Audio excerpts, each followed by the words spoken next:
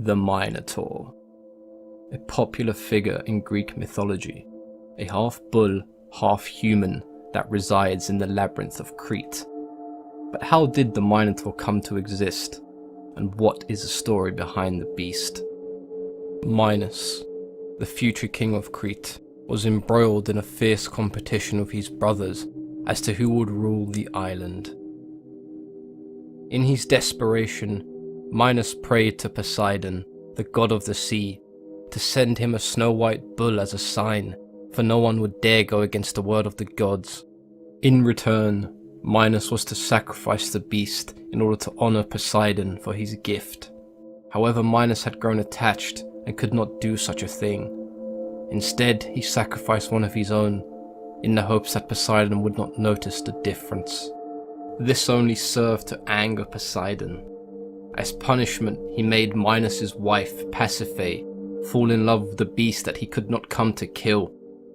Pasiphae's love of the animal only grew as each day passed.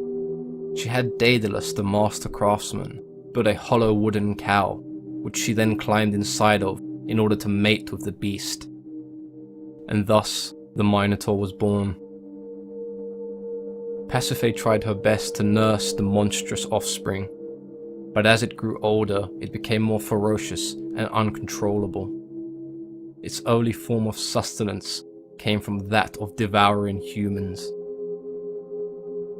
Unable to contain the beast, and in fear for his kingdom, King Minos travelled to the Oracle of Delphi to seek advice. King Minos was told to build a labyrinth underneath his palace in order to contain the Minotaur.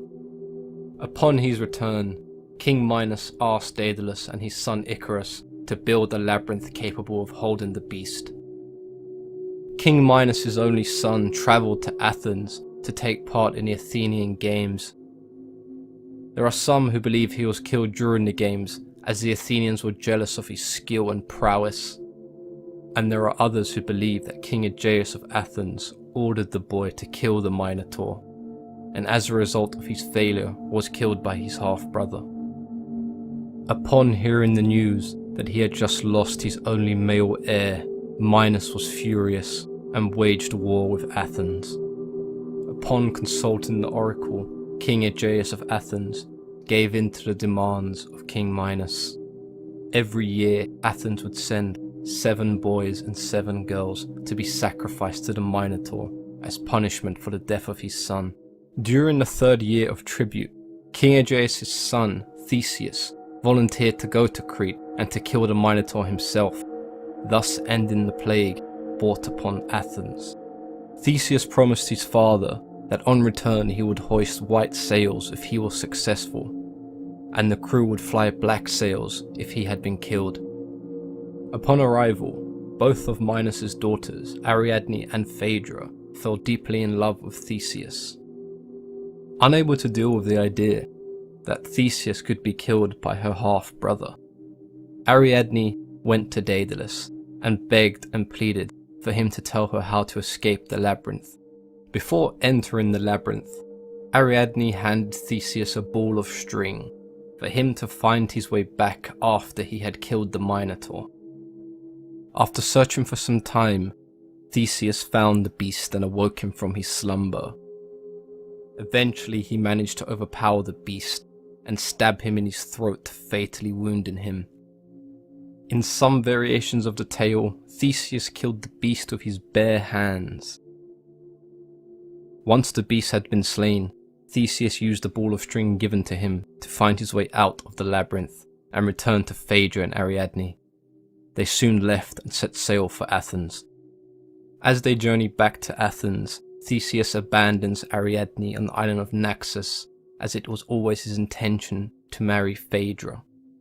Ariadne is eventually found by Dionysus, the god of wine, and the two marry. Close to Athens, and with his new wife Phaedra, Theseus could not contain his joy. However, it was because of this absent-mindedness that he forgot to change his sails from black to white. Upon arriving, King Aegeus sees the black sails raised on his son's ship.